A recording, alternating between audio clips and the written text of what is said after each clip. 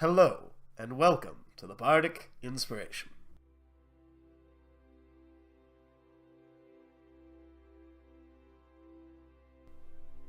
Over the past few episodes, we've talked about our various worlds and characters in relation to some of our stories and inspirational ideas. Today, we're going to talk about those exact characters, stories, and adventures. All right. So who wants to begin? I vote Jacob. Okay, we're talking stories, right? In general. Yeah. See, I don't have much experience, but if anything, I can start with for Daniel's world. I played an Aarakocra in Daniel's world. The most that I can take from what happened in that world was we were hopping from place to place with random mysterious object number one. The orb, I think, is what he's referring to. But all throughout this time, I feel I've put myself in the situation of being an Aarakocra in your world where not many people know what I was. Yeah, so the first part of the campaign that eventually ended up dying out because we had a significant player drop. I think about half the players either had to stop playing because of grades or work. So we had it was kind of a campaign drop where I was like, okay, you guys kind of completed a majority. Let's kind of like close off the campaign for now, and we can set up something later, maybe a little bit further in the future. Because I had other plans that I was slowly building up to, and then I was just like, well, forget it. You know, we have multiple players gone. Let's just start over. And that's how I started my second half. But in the first half, it was very interesting to have an Aarakocra within the party because, like you said, it's a very rare race in general. And then within my campaign setting, there's 2, maybe 3 places that they reside, period. And all the while, people staring up to the point where I finally gave in and decided to have a wizard study me and write a book. Yeah, we needed a discount, and I negotiated for a deal where in exchange for sort of cutting the costs of everything, all the magic items that we were buying from this elf mage, in exchange, we were like, what if we give you our Aarakocra for 3 days, and you can study him and ask him questions to write a book? Which we found out later in the second campaign that he did. Yeah, Centelli made a great book, Aarakocra and So Tired, Tales of Aarakocra, or Land of the Aarakocra, I don't remember. But along the other parties, there was Risa, who was elf bard, played by Daniel. Yeah, half-elf bard. Which was its own interesting bit also, because then I had to deal with, in your world, there was humans fighting elves. Yeah, there was a human-elf war. I forget how long ago. It was around the time, like, I was, like, born when it ended. Yes. Or shortly after. So it was still in recent memory, because it was within, like, 20 years of the campaign. I think I was 17. I don't remember. You were 19. 19. And the war ended a year before. Oh, okay. So, yeah, so it was 20. You were basically, or your character, rather, was basically the love child truce. Yeah.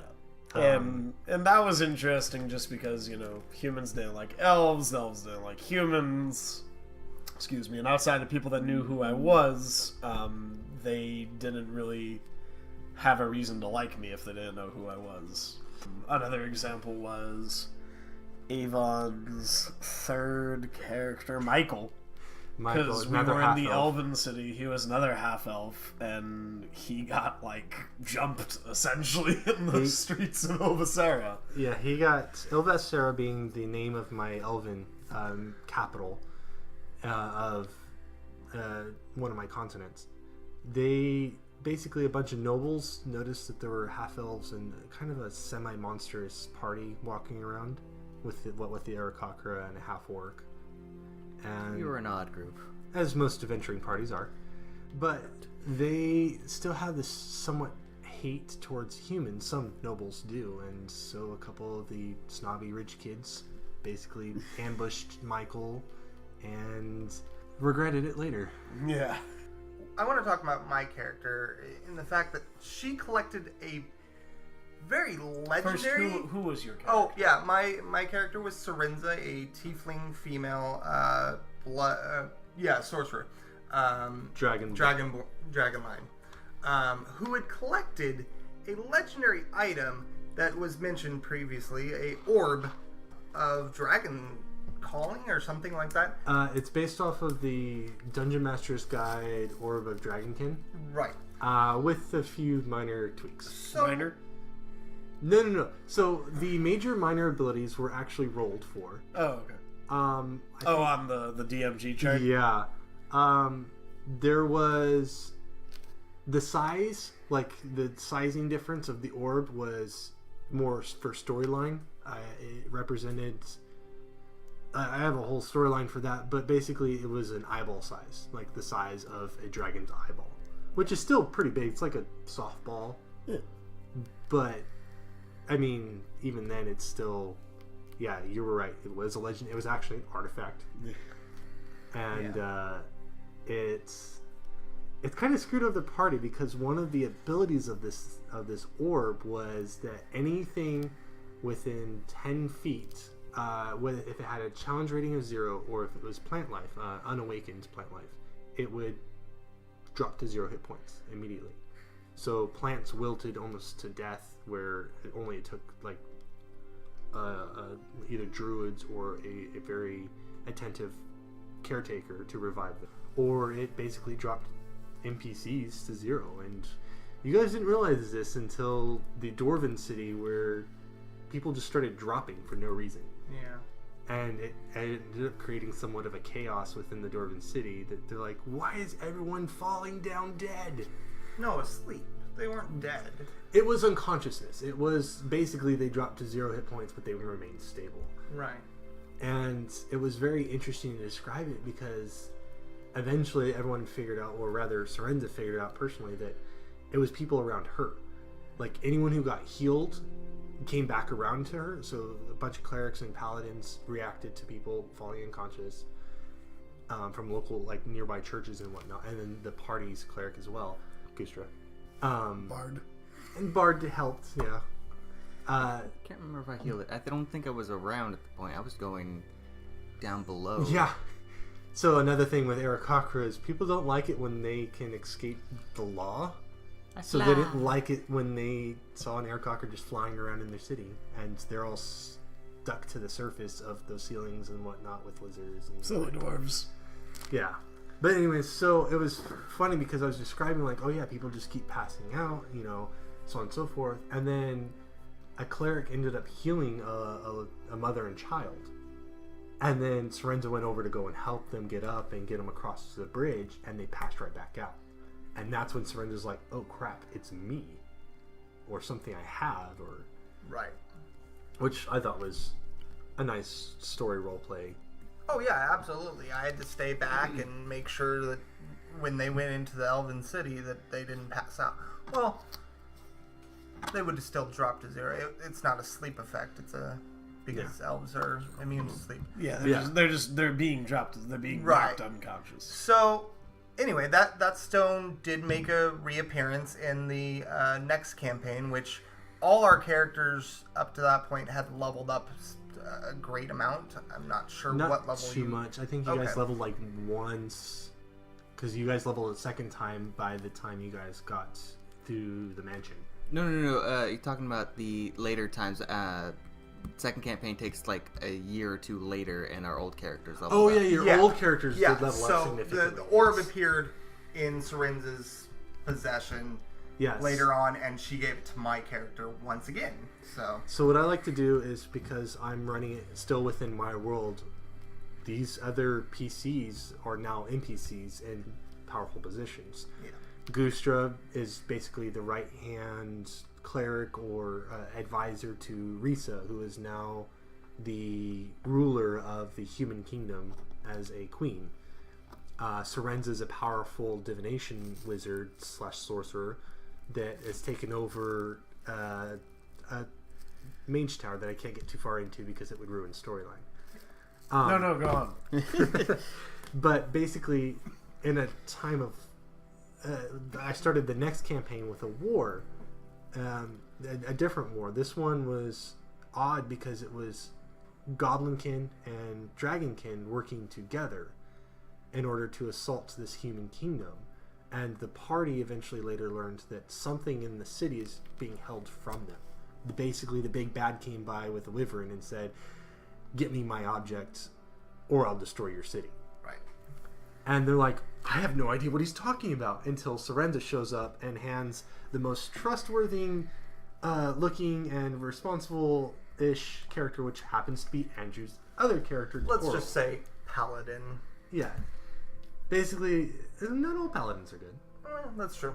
But basically gave the paladin the orb once more and said, "Take it away from here." Right. Just in case they assault the city. So now they have it in their possession, but they haven't been really within a NPC, like no dense forest, no dense anything. Like he hasn't gone, his character hasn't gone too far into the forest where it hasn't been chopped down already for the lumber camp. And you guys are going to pass into an area where it's just plains, which most of it is dead because of the goblin camp. Oh, well, we did have that one part where the NPC in the tavern did pass out. The commoner. Yeah, when you guys liberated one of my cities called Kailmesh. Yeah. There was it was an literal inntaker that wasn't his inn that they were currently residing in, but he was part of a resistance to try and take back their city. And yeah, he just passed out as Toro walked by. And they're like, "Oh, I can't." And he tried to do lay on hands and realized, "Oh, it's not working." What?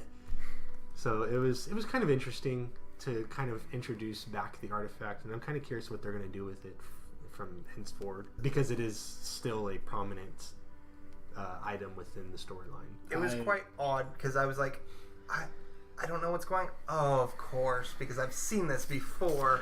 How did I not realize this earlier? And Andrew, the player, realized Toro's still scratching his head, going, "What the heck is going on?" Yeah. He's like, "I pray to my God every day." Like, as we've mentioned, I'm Toril, the Dragonborn Paladin. Dan, you are playing I'm an Eldritch Knight fighter named Arden, and I'm in full elf in that one. I am a Yuan-Ti paladin named Salitho. Fang, which was from the previous campaign, came back with the same character. The player Riley came back. He's like, "Hey, I can play again." Yeah. I'm like, "Well, how do you feel about playing Fang still?" half-orc paladin, or half-orc half-orc champion, yeah. Yeah. And then we have Nate, who was originally Tabaxi Rogue. Yeah, Tabaxi Rogue. Bard. He was Bard. Yeah, he's a Rogue Bard. He's multi-class. Yeah. Charlatan was what I was going to say. He had the dual identity. Yeah. He tried to claim to be royalty and then a bum at the other time. Right. It was... Unfortunately, he died, and then one of our newer players was playing a elf assassin who also died during a big bad. Dalen? Yeah. Yeah, Dalen. Now they've rolled up new characters, and one is an elf archaeologist, divination, and the other one... Oh, I thought he was an alchemist, or artificer. He's an artificer... Divination wizard. Divination wizard, Gotcha. Yes. And then the other one is another cleric, because you guys kind of needed healing. He's a white dragonborn cleric. Robert is. Yeah. And then Akali? Mello. Oh, yeah, Akali. Akali. Because it sounds like Equali, yeah. And then... To me, I think of Kali, but that's not. Anyways, so that's kind of where my campaign is right now. Is they're kind of assisting the efforts of the war of the Istrum city against these Goblinkin and Dragonkin. And we have it on a partial break right now, a hiatus from the moment, because we kind of wanted to run some pre-gens, Prince of Apocalypse and Tomb of Annihilation. Party of Bards. Yeah, let's talk about Party of Bards, why don't we? Because we actually are having one of those sessions today. Okay. It started off, so... Yeah, but we haven't gone too far into it, so nothing like majors happened. Yeah, we started at the beginning of the year. So, yes, I am running that campaign. The players all decided that they all wanted to be bards, and I decided to opt out and actually run the campaign. in which they all chose different types of bards for this campaign. They just made it to Chult. They are shopping, and then they are headed into the jungle. We also fought a few undead, and we actually dispatched them relatively easily. Yeah, a horde of undead started to attack the church, one of the 5 churches in Chult, or Port Nyanzaro, and they went to aid in that fight. So hopefully we'll get through a quick shopping episode today and be into the jungle. Are we shopping more? Yeah, because we still haven't bought the actual jungle provisions of the rowboat. We got the boat. You got the We got the boats. boat. We still need the insect repellent. That's Because we all also we got the water catchers. Yeah. Oh yeah, that's right. So yeah, we need the it's insect not repellent. that bad. Yeah. A few NPCs that they've met, they decided to buy a guide named Salida. And then they've met Volo, who Volo Godarm, for anyone that knows Forgotten Realms, as a very prominent historian. Volo's guide is named after him, and he helped them in aiding a meeting with all the main princes of Port Nyanzaro. So they are on the shopping expedition after some dinosaur racing bets that they... Some of us came out on top. Some of us came out impossibly on top. And Yes. some of us lied and cheated our way out of it to avoid paying because they were in debt. That's Oh, what I yes. meant. Impossibly on top. This is going to be amazing in the future. So how are you guys liking it so far? Your characters, your... I like it just the fact that we're all bards, but we still all have different, like, even with the different classes and the races, we all still have different personalities. There's Daniel's character, who at least my character sees kind of somewhat cowardly in a way, like, Really? because you have a retainer that you literally call him a mute shield. Oh, yeah. Like, instead of going out into, you know, Right, you're a Valor Bard. yeah, I'm a Valor Bard. I'm a Glamour Bard. I gotta keep my face pretty. Yeah. Oh yeah, so Valor Bard for Dan. Scars are pretty, damn it. Daniel. Glamour Bard for Dan. Jacob, what kind of bard are you playing? Sword. Sword. And then we have the Whispers. And the Satire. Satire. And that's it. We don't have a Lore Bard in this party just yet. For now. For I now. was gonna say maybe. Yeah, so like I like that with the different classes we also have different personalities. Like Jake's bard is very down to earth, kind of serious, but he's also the drummer, so it's kind of, it makes sense. But But and then Makani, Makani. Wrong campaign. wrong campaign. Malachi.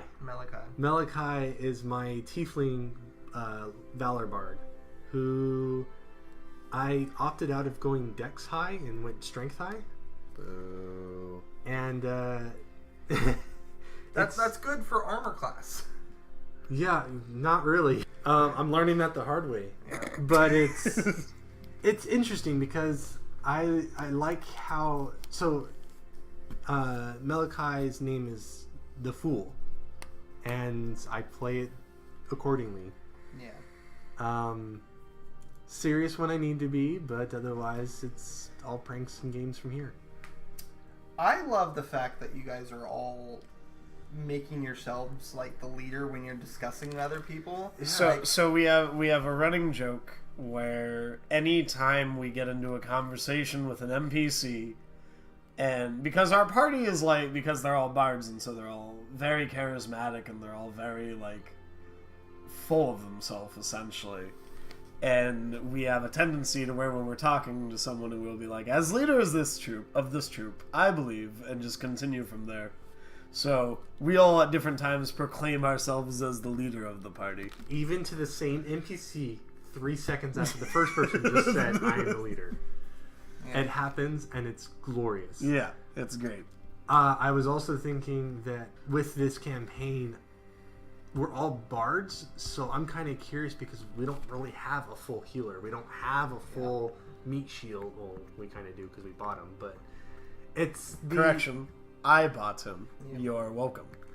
But what I mean is it's interesting because we're the jack of all trades. Yep. We're not going to excel at anything besides talking our asses We're gonna off. be very average at everything we do. I mean, Yeah. you and me can fight pretty well. I can tank myself, alright? Yeah, but I don't have healing magic because I plan on just fighting. I actually have really good healing ability. Yeah. So Yeah. even we still have somewhat focus, but we're not as good as say a cleric or a fighter. Oh yeah, no. Like if Dan, you you- put like a life domain cleric in the party, they'd be a lot better at healing. Oh, than yeah. that. Dan, you've claimed yourself as the healer of the party, haven't you? I have, because I have multiple abilities. Because I have the inspiring leader feat from the PHB. The Glamour Bard has, I don't offhandedly remember what it's called, but it's an ability where I expend a Bardic Inspiration and all my allies gain temporary HP and they can move as they need to like Close to escape you. or get out of trouble. Yeah, closer to me. Has to be close to you, and then it doesn't provoke opportunity. right? Correct. So it's like a good retreat mechanism, like reorganize ourselves if we get ambushed. Or get everyone out of the way of an AoE spell. Yeah, which I did. Yeah. Because I did it so that way I could shatter a bunch of skeletons. Which was awesome. Yeah, it was beautiful. I'm curious on how we're going to continue forth, especially because now we're going to be in a jungle where there isn't a whole lot of people to Right. talk our butts off, and we're just surviving at this point. We're gonna start persuading trees to just move. Please, Persuade one of the us get birds. awakening at... Commune with when nature. we get to 9. Yeah. Yeah. That So was- this We'll have a tree companion. also to note that they started at 5th level, and they're going to 10th level. So this campaign goes to 10th level, and we did a backstory like session 0 campaign where their characters had gone through the Yawning Portal adventures 1 and 2, and then they made their way to Chult. So if they decide to continue this campaign, then they will most likely go back and continue with those adventures. That's an option at least. So I do like that because it's this all in Forgotten Realms, you can literally throw any module at us Yeah. this level according. And Hope not literally. You just take the book and throw it at your party. oh yeah, just no. take the whole world. Tomb of Horrors at 7th level. No, I'm kidding. All right, well, it was nice knowing that. Right. No, It was a good run. Glad that we got to talk. And, All this time, it's not Tomb of Annihilation, it's Tomb of Horrors. No, yeah. That's true. No. we We get- go through the temple, we get into Omu, which is what we're looking for, and we get up to the temple of which we're looking for. And it is the Tomb of And it's the Horrors, Tomb of not Horrors. the Tomb of Yeah. Annihilation. Oh, boy. That No, would be- Which- Random hill in the middle of the city. To be fair, if you had two options of going to a place called Tomb of Horrors or Tomb of Annihilation, personally, I would actually pick the one that says Tomb of Horrors because It that just tries to scare sounds you. less Deadly? like it will kill me Less instantly. permanent. Yeah. Yeah. It makes it sound more like a haunted house. So But it's not. Which, granted, it's not. It's actually more dangerous. I'm looking forward to running these encounters and seeing how they do, and then yeah, it's gonna be fun. It's gonna be a rough and tumble time. So let's talk about Dan's campaign. What are we doing in that campaign? Let's first start off by saying what we are in that campaign. Okay. Why don't you, Jacob? My name is Makani. I am an Ergenasi monk Okay. that happens to be very sticky-fingered. Shadow Monk, right? Shadow monk. Yeah. And are you planning on multi-classing into Thief eventually? Eventually. Okay. Or Rogue. Rogue. Well, he said sticky fingers and made me think of Thief. Probably. Yeah. Sticky bandits. Home Alone. Beware of the 10-year-old children that barricade themselves in their homes. And Daniel. Monster. I play Loki, who is maybe a illusionist, a high elf illusionist, who is kind of trickstery, but we'll hold off until after character Yeah, interaction. we'll I play Shroud, a fallen Azimir cleric of death. Someone that I pulled from another campaign, but dumbed him down or leveled him down for this campaign. So it should be interesting as we get further into the campaign. Are you gonna do the same level progression that you did? Well, you said you leveled them down. Are you gonna do the same level progression when you level them back up? Possibly. I don't know if I'll ever get him. Like, I have a plan to have him leave at some point, but we'll get it. Oh, I thought you said you weren't doing that anymore. Maybe. We'll see. Fickle characters. Right. In addition to the three of them, there's three others who we've all mentioned. Robert plays Eldane, a female human paladin. Nate plays Kelvor Tellfellow, a dragonborn fighter. I don't offhandedly remember what color he is. I know he's a metallic. And there is also Eustace, who is a half-elf wild magic sorcerer. Yeah. I want to say he's bronze. Yeah, something like Bronze sounds right. I know it's not fire-based, Yeah. so probably is bronze. But yeah, What's the so storyline? far the party has gone through a few different things. They started in the middle of a human kingdom it used to be like an empire that spanned the continent, but over the last 100 years fell apart, and the campaign began at the time that the country sort of started to rebuild itself, and people were once again kind of claiming positions of power and developing authority over the land. The party themselves started off escorting a dwarf merchant to a small elven village in a forest. Along the way, they ran into some goblinoids, and then later, the party got requested to look for a group of elves that were missing, and ended up finding a gold dragon lair that got Green dragon lair. Your own campaign. What did I say? Gold? Gold. Yeah. Oh, I'm sorry.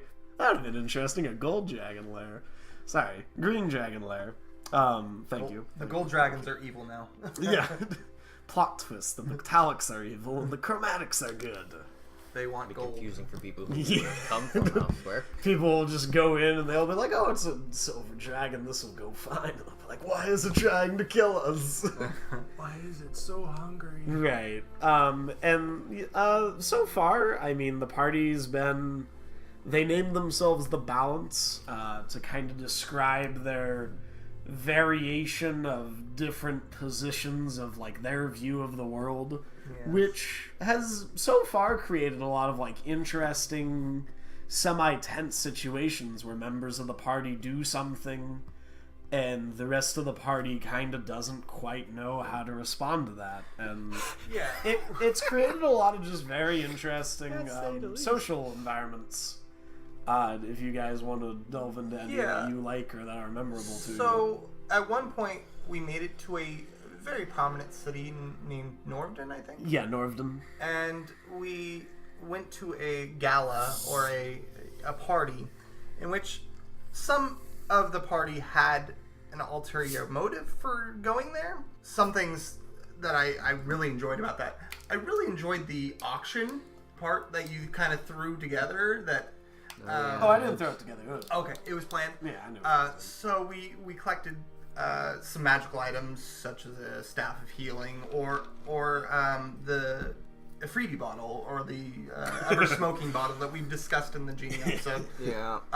But then some of the other party had to discuss with some of the members of the gala. That's Loki. So Loki initially went in to the party.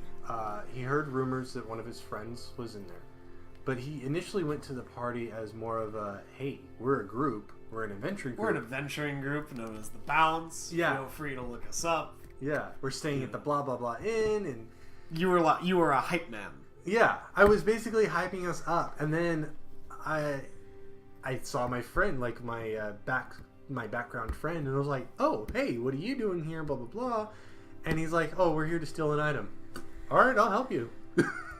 And so it was all going good. I got past the door that was locked that they couldn't figure out how to open because I think it was magically locked. Yes. I have a familiar named Rupert. He was an owl. This is his main form, and due to our interpretation, you don't have to see the spot in where you're summoning. So I summoned him on the opposite side of the door, approximately a foot away from the door. and he's on the ground, and I'm looking through his eyes via the Find Familiar spell, and I see a couple dwarves, and I see the item we're supposed to steal. I also see that the window is, just far enough away that it's not open or closed. Or it was closed, it was not open. So I mage-handed the door open while Rupert took the magical artifact and flew out the window. I was like, hey guys, I got it. It's still blind and deaf. I just announced that, hey, I have it, meet us on the roof, or meet Rupert on the roof, etc. And then I come out of my blind and darkness, and there was a freaking angel. At the time, you believed he was just a very tall human cleric. Yeah. He actually was a diva in disguise. Oh, diva. He was is it diva or deva? Either one. Pick your poison. We'll discuss it in another episode. But he was in the corner and he was like, so... And that's how I knew I was in trouble. And more or less, I got my friend out unscathed. I threw one of the other NPCs out the window and then levitated her down to the party, which, funny enough, they were looking for her. Oh, yeah. Yeah, we were looking for... And then I'd like to think I successfully escaped from the Deva, but I gave myself up instead. Yeah. In hopes that it would get my friends to go away, or my new friends, or more or less my actual background friend, not his fellow members. So I sat there and I accepted punishment and got arrested, got removed of all my magic items. But I also am a trickster, so I just lifted a freaking seed of what is it called? Bag of beans. Bag of beans, yeah. And I had a bag of sand due to my background items, and I asked for a cup of water, and basically I planted the seed, and something interesting happened. Beside the point, I didn't get out of jail because of it. I stayed. Spawned like a TARDIS tree with Yeah. a By the way, druid inside. Most of the party was confused and Yeah. raged. I'm going to state this just because I found it hilarious. I tried to break you out because I didn't know your plan. Oh, yeah. I tried convincing you to let me help you, and you wouldn't let me help you. So I decided to hide in the cell next to yours and wait for the jailer to come by, do what he needs to do, and leave. Didn't he have Cite or something? He found me. Yeah. He saw him. He was like, "Oh, My stealth roll wasn't great. to might begin as with. well join him," Yeah. and close the And gate on yeah, you too. he closed me in. It was an interesting encounter because it initially started as a hype man, and now everyone knows who we are, and now I'm For causing better or worse. now I'm causing trouble. It's like, so they want to be an adventuring party, but they're stealing from high-level nobles. Like, do we trust them? But eventually, it got us through other NPCs. We did get out of that successfully by agreeing to complete a quest for this noble after returning the rod, Yeah. much to my dismay. Because I went through all that trouble to steal it, and then like, oh, here, you can have it back. I have a feeling I'm going to meet that noble once again sometime in the future because he wanted to discuss things with me. Yeah, well, after we complete his personal mission, then, yeah. If So- we get there. Yeah, so we eventually led off to another part of the story in which the Ifrit came into play, which was trying to liberate a city of its vampire-ish leader, and walk into a den of werewolves, Ifrit, so on and so forth. Interesting battle, Straight up Ravenloft style. but the part that I like and hate the most about this campaign right now is I prepared a background character willing to like. Because I like to do that. I like character Backup creation. character, I always like having a backup character in case, it dies, or it allows me to play a little more freely instead of just only defensively, which is good if you want to play that character, but I don't usually, especially the trickster kind of characters. They have to be bold. They have to be on-the-spot inventive. Anyways, I, through a one-shot item created by Daniel, summoned a coven of sea hags to save my friends from death and banish the Ifrit who turned on us. Ifriti, who turned on us.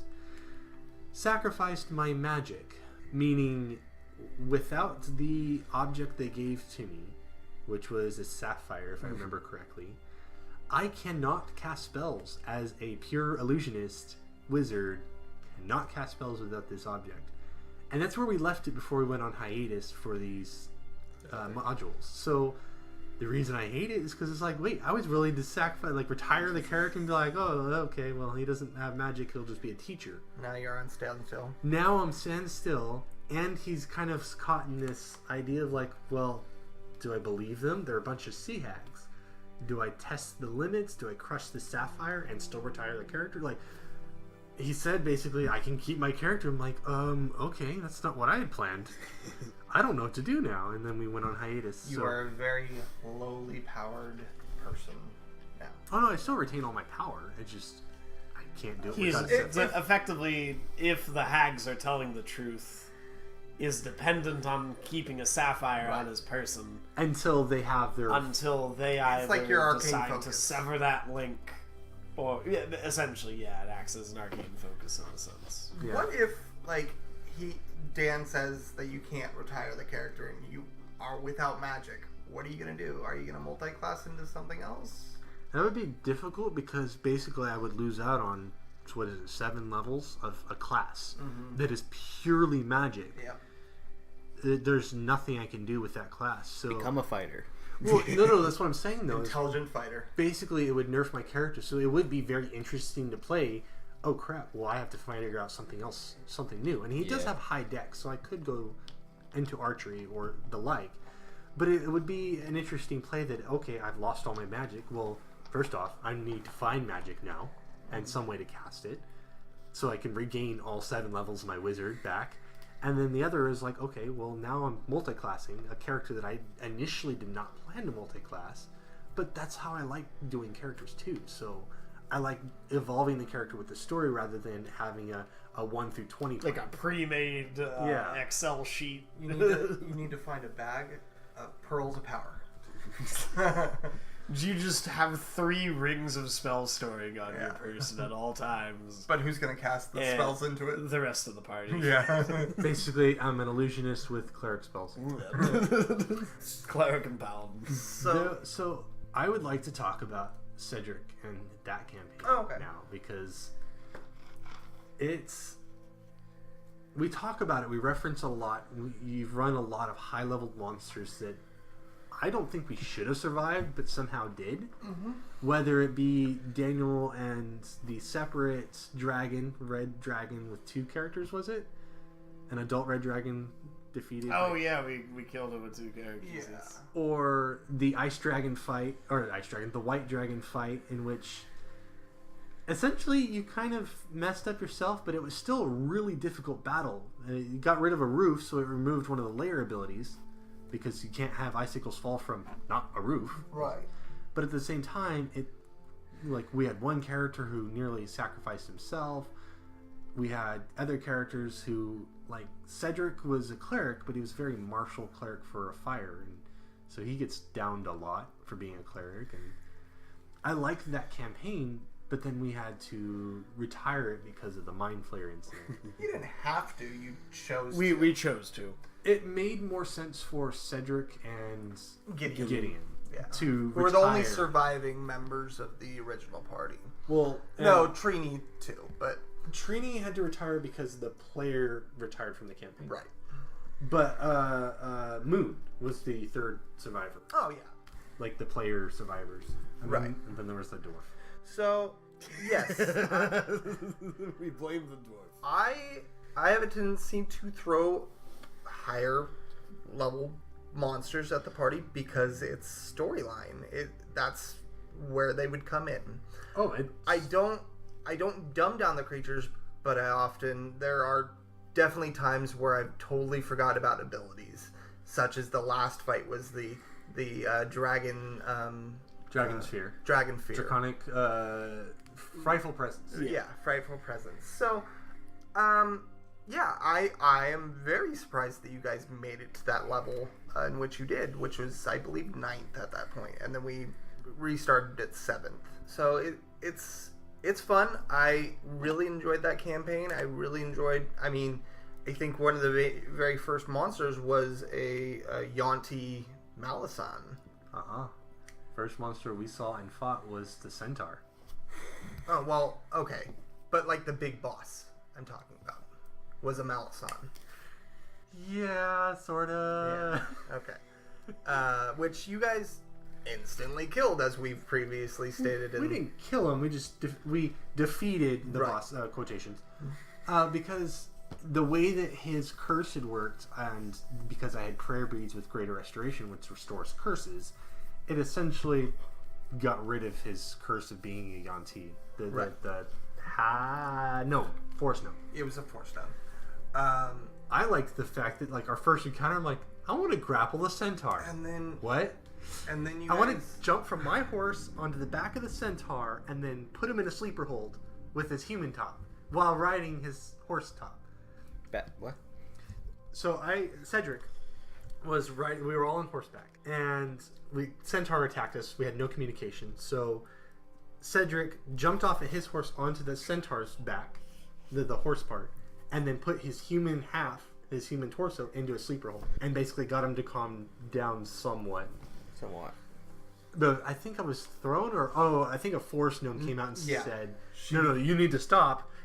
They're all safe. We're all good." It Yeah. wasn't them that started the fire of the forest. The sister of the gnome that you would just... Which was the whole reason the centaur attacked us, because we thought we were starting the forest fires. Yeah. Being a light cleric, I could see where that coming confusing too. And then you guys went off to face giants. Yeah. Frost giants. Giants and dragons and... I'm not going to, like, level the encounters to your guys' level. You guys are going to face higher leveled people, as you've noticed with... you made the decision not to face the dragon this last encounter, which the Dragon Slayer sword... The person with the Dragon Slayer sword decided to go off and do something else. To attack another be person. fair, the dragon was also flying. It was, but he was also flying. No, he lost concentration. Yeah. And I was trying to take out the bigger threat. The way that my character is he's a soldier. Yeah. Take out the boss or the bigger threat, everyone else will flee. You do realize that he was doing passive abilities to you guys, right? He didn't do direct damage to you All guys. I know is that he was He made casting... you sleep, And fall. And take damage. which was He was casting spells that neither one of us, none of the party could combat. And so it was that threat danger that was like, okay, well, let's take out the glass cannon. Or at least I thought it was a glass cannon. So Let's take out the glass cannon, and then we can all focus on the dragon itself. And that's not what ended up happening. We had so many characters just fall from Dragon's Fire and the like that I think this is the first time that I remember in any campaign retreating. Where it was like to the point where it was like, we need to leave. Yeah. Well, you were banished, so Two of us really wanted to chase after them. We Yeah, could you have did. caught up to them easily with a fly spell. that I but you were had. also out of spell slots. You were down health. I died. And One died. One died, yeah. Let me explain the campaign so far. Throughout Kratos, That's his world. that is my world. The gates of hell are opening up, which are releasing devils of all sorts into the world. It is the jobs of the players to go close those gates by defeating the gatekeepers, and then finally finding the main keymaster, which they did encounter him, but he banished one character and had the dragon kill another character. So yes, he banished the warlock with a high charisma because I rolled like crap that day. yep. So I'm looking forward to the next few sessions, because we are introducing a new character or a fairly older a character from a prior campaign coming Yeah. back into that one. Yeah. and then seeing how things are happening. So we have currently a warlock. So first level fighter, very martial warlock, I should say. Pact of the Blade. Pact of the Blade, fiendish patron, and then part of that pact, I received a dragon slaying sword. So that's why everyone's like, "Why didn't you go after the dragon?" I'm like, that's not the bigger threat, and my character goes blindly after that which is more threatening, kind of. Yeah. Like he goes blindly after his enemies.